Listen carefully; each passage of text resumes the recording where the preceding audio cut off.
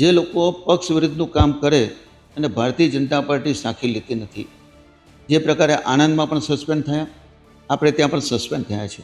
પોતાની પ્રાઇવેટ ડેરીને વિકાસ કરવા એ એમનો મતલબ હોઈ શકે. બીજું રાજકીય મહત્વાકાંક્ષા પણ હોઈ શકે.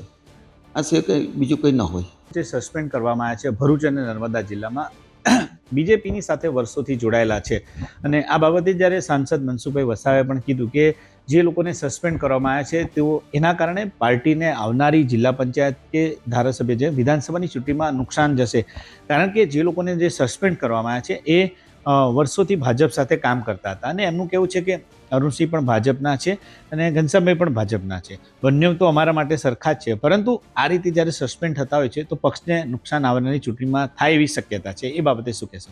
એવો નફા નુકસાનની વાત તો બાજુ પર રહી, પણ જે લોકો પક્ષ વિરુદ્ધનું કામ કરે અને ભારતીય જનતા પાર્ટી સાંખી લેતી નથી.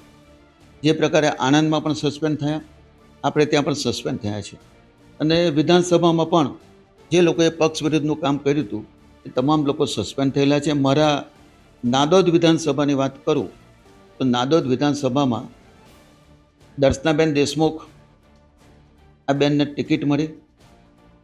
અમારા જ કેટલાક લોકો અપક્ષ ઉમેદવારી કરી અને તેની સાથે ઘણા બધા લોકોએ એના પ્રચારમાં પણ જોડાયા અને ઘણા બધા લોકો સસ્પેન્ડ થયા હતા. તે વખતે હું ભારતીય જનતા પાર્ટીનો પ્રમુખ પણ હતો જિલ્લાનો. તો અમારો રેકોર્ડ હતો અત્યાર સુધીની વિધાનસભા જીતવાનો 22,000 મતનો અને આ અપક્ષમાં આ લોકો જવા છતાં પણ અમે 28,000 મતોથી જીતા. આ ભારતીય જનતા પાર્ટીની તાસીર છે મિત્રો. જે અરુણસિંહ રાણા ધારાસભ્ય છે અને તમે ભરૂચ દૂધધારા ડેરીના ચેરમેન છો, અરુણસિંહ બી ભાજપમાં છે અને તમે પણ સારા છે સાથે, મતલબ આ પાર્ટી માટે સ્વાભાવિક છે કામ કરતા.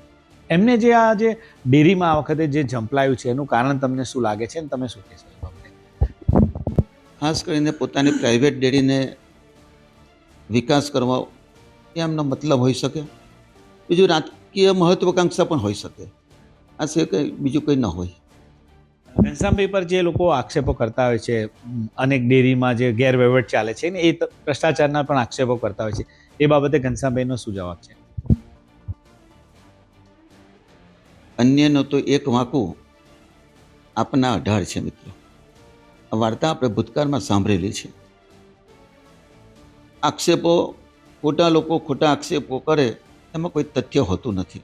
આ ડેરીનો વિકાસ ભૂતકાળમાં પણ જે પ્રકારે હતી તેની કરતાં આજે કઈ જગ્યા પર ડેરી છે એનાથી આપણને ખબર પડે કે કેટલો વિકાસ થયો છે.